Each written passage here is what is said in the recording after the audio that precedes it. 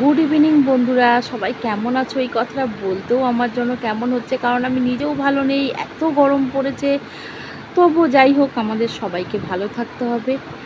তো আমি গরমে অসহ্য গরম সহ্য না করতে পেরে বিকেলবেলা বেরিয়ে পড়লাম, কিন্তু তখন একটু অন্ধকার হয়ে গেছিলো। যাই হোক, দেখতেই পাচ্ছ আমার ভিডিওটা দেখে কিচ্ছু দেখা যাচ্ছে না।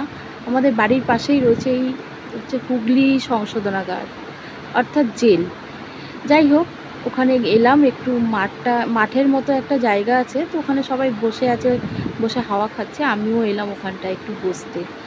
দেখো, এই দেখাচ্ছি এই যে জেলটা, এখানে জানো তো বন্ধুরা, কাজী নজরুল ইসলামও এইখানেই ছিলেন একটা টাইম। যাই হোক, অনেক স্মৃতি এখানে। আর দেখো, ওই দেখাচ্ছি, একটু জুম করে দেখানোর চেষ্টা করলাম নামটা, দেখো। আর হচ্ছে অন্ধকার এত, মোটামুটি এখানটা একটা আলো আছে বলে তাই একটু ভালো দেখা যাচ্ছে, কিন্তু নিচের দিকটা একদম অন্ধকার, গঙ্গার ধারটা। আর আমিও যাচ্ছি ওই দিকেই, একটু নিচের দিকে, তোমাদেরও দেখাবো।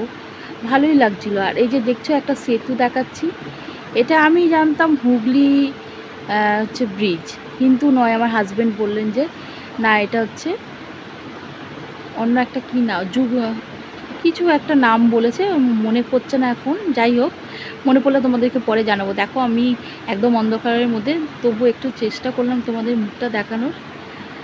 এই যে, যাই হোক, গরমে সবাই একটু ভালো থেকো, বেশি বেশি করে জল খেও, আরও শরীর সুস্থ যাতে থাকে সেরকম ব্যবস্থা করো। Good night.